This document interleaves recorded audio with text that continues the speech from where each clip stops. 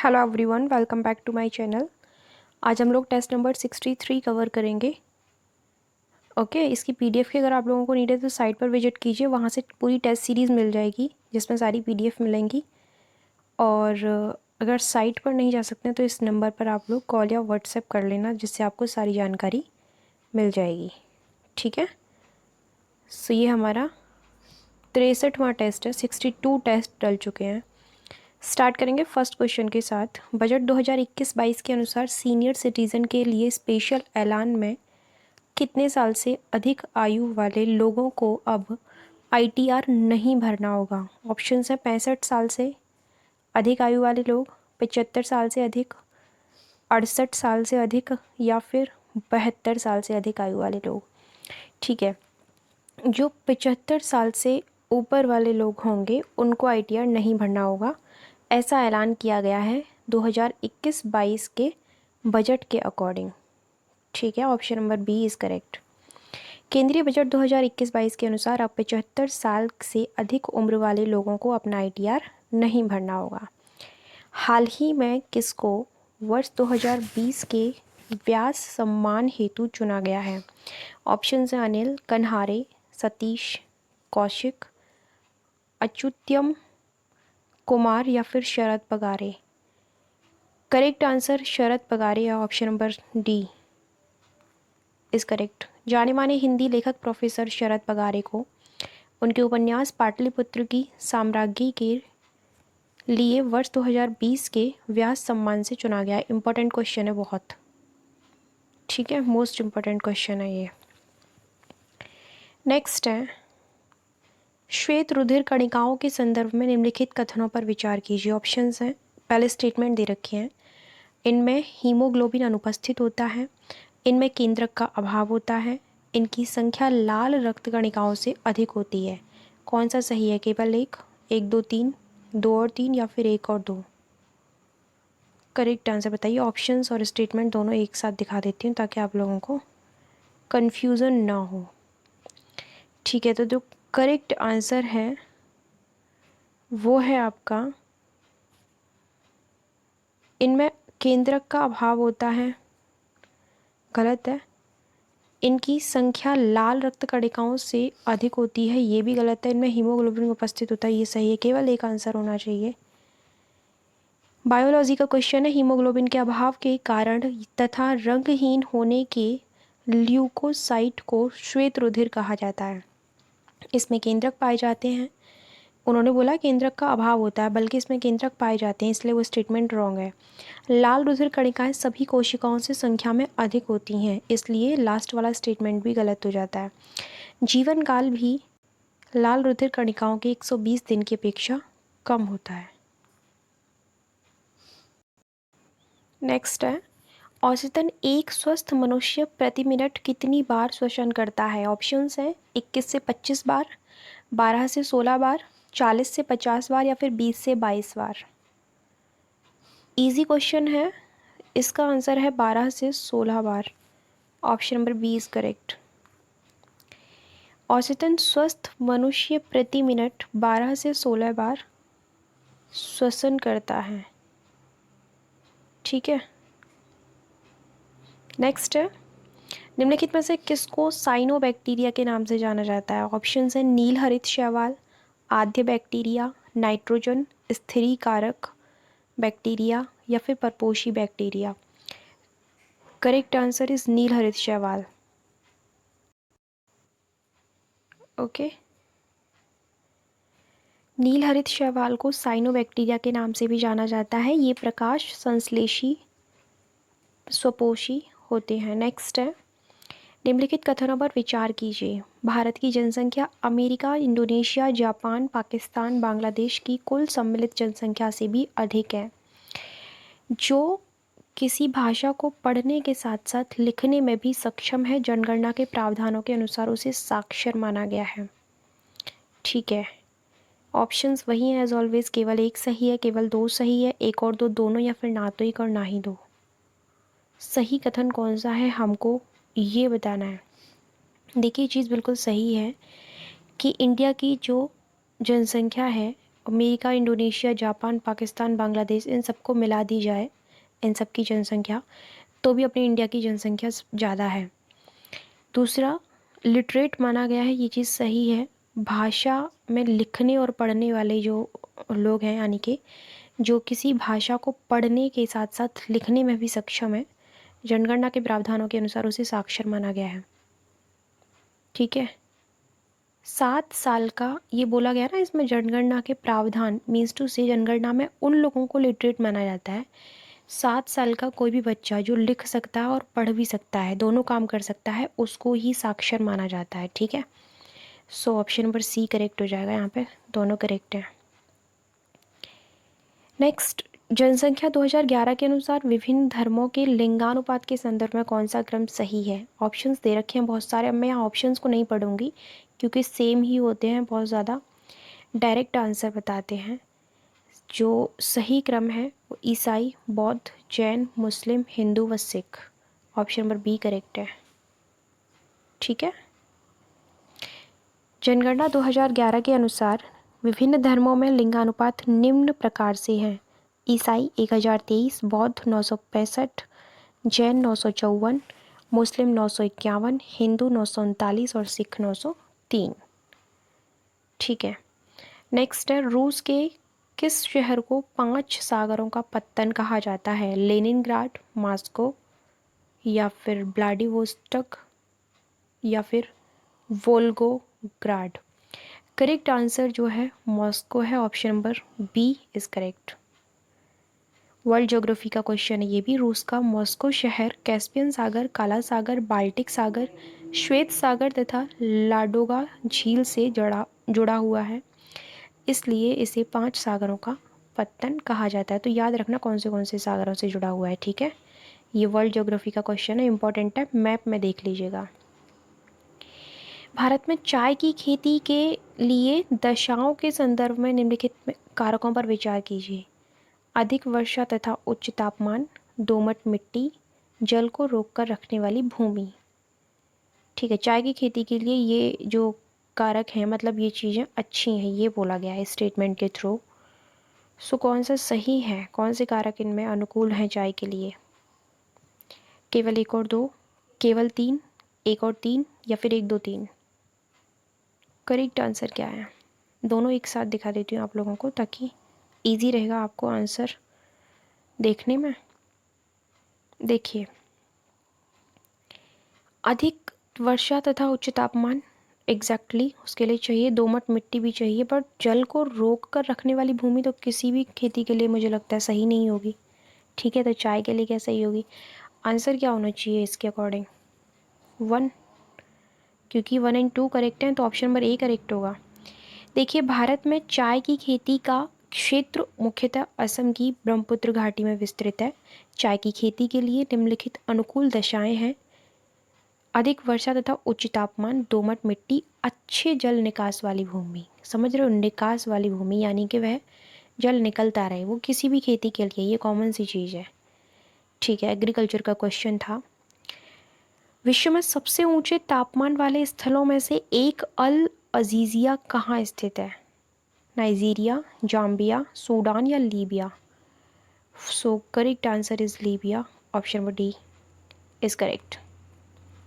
Okay, विश्व में सबसे ऊंचे तापमान वाले स्थल डेथ वैली अमेरिका में, दश्त ए लुत ईरान में, क्वींसलैंड ऑस्ट्रेलिया, केबली ट्यूनीशिया, वादी हाइफा सूडान तथा अल अजीजिया लीबिया में है। एक सेकेंड, मैंने कही सही है। ठीक है, निम्नलिखित में से किस या किन राज्यों की जनसंख्या वृद्धि दर 2011 में नकारात्मक रही है? मेघालय, असम, त्रिपुरा तथा नागालैंड। इनमें से बताना है कि किसकी रही है नकारात्मक। केवल 1 और 2, केवल 3, केवल 2 और 4, या फिर केवल 4? देखिए, वो केवल नागालैंड की रही है, ना से नकारात्मक ना से Nagaland. Option number D correct है। क्या बोल रही, इंडियन ज्योग्राफी नहीं। ठीक है, नागालैंड एकमात्र ऐसा राज्य है जिसकी जनसंख्या वृद्धि दर नकारात्मक रही, जबकि पिछले दशक में यह सर्वाधिक जनसंख्या वृद्धि वाला राज्य था। तो ये तो नहीं पूछा जाएगा ये वाला फैक्ट, बट हाँ ये याद रखना इम्पोर्टेंट है, ठीक है। हाल ही में भारत और पाकिस्तान के मध्य स्थायी सिंधु आयोग की 116वीं बैठक कहाँ संपन्न हुई है? लाहौर में, इस्लामाबाद में, श्रीनगर में या फिर नई दिल्ली में? What is the correct answer? New Delhi में हुई है, option number D is correct. हाल ही में भारत और पाकिस्तान के मध्य स्थायी सिंधु आयोग की 116वीं बैठक, सबसे ज़्यादा इम्पोर्टेंट चीज़ ये है, ठीक है, नई दिल्ली में संपन्न हुई है। बाकी किस किस के मध्य ये चीज़ याद रखना, किस चीज़ से रिलेटेड है ये भी याद रखना। ओके, चलिए नेक्स्ट है।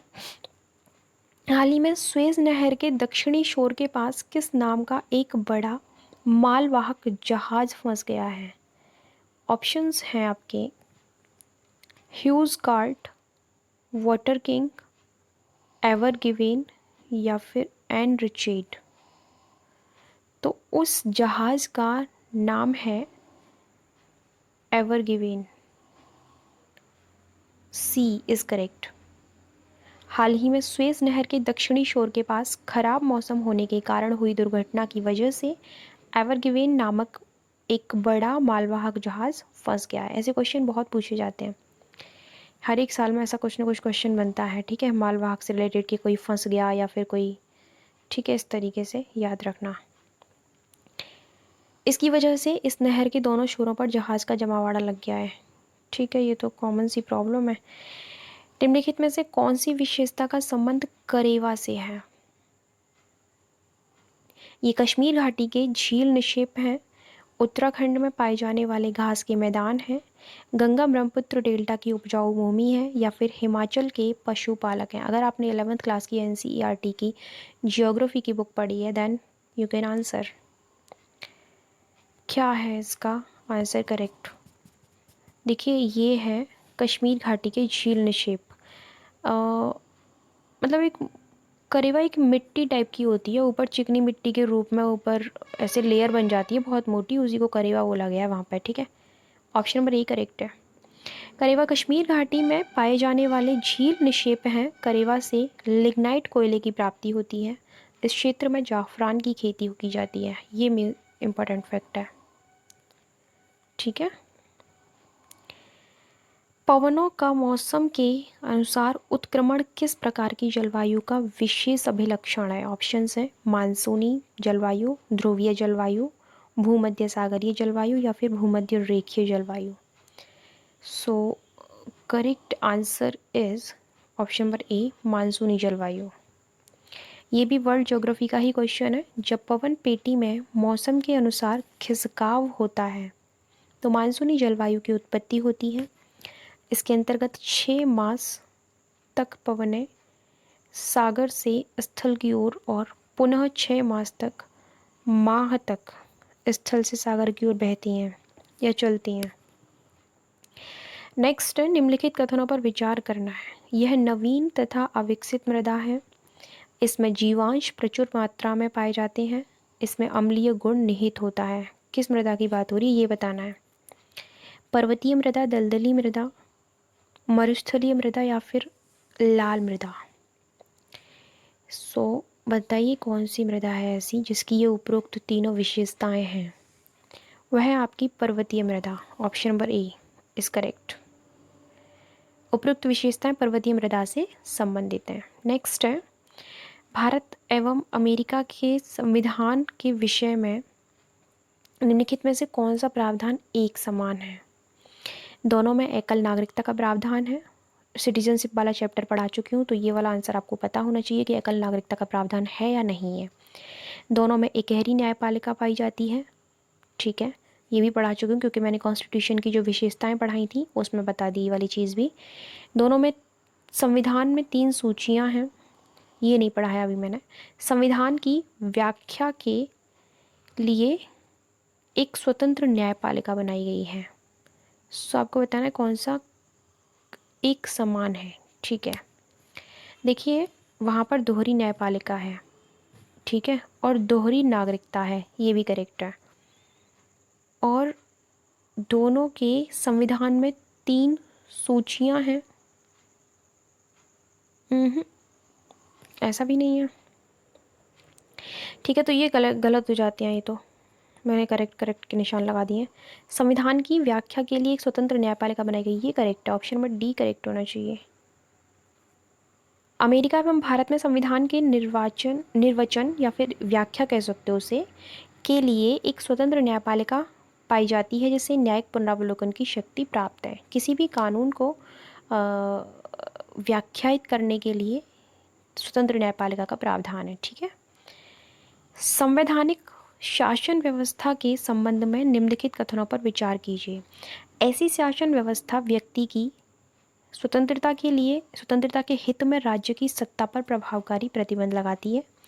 सेकंड है, ऐसी शासन व्यवस्था राज्य की सत्ता के हित में व्यक्ति की स्वतंत्रता पर प्रभावकारी प्रतिबंध लगाती है।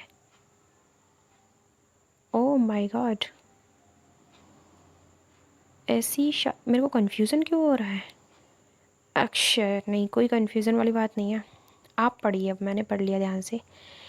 थोड़ा सा डिफरेंस है दोनों में, बताना कौन सा सही है। केवल एक, केवल दो, एक और दो, दोनों, या फिर ना तो एक और ना ही दो। देखिए, एक्चुअली फर्स्ट स्टेटमेंट करेक्ट है, क्योंकि ये जो शासन व्यवस्था होती है व्यक्ति की स्वतंत्रता के हित में होती है और राज्य की सत्ता पर प्रभावकारी प्रतिबंध लगाती है। इसका अपोजिट नीचे दे दिया गया है, तो इसलिए ये गलत होगा, ये वाला सही है। Option number A is correct.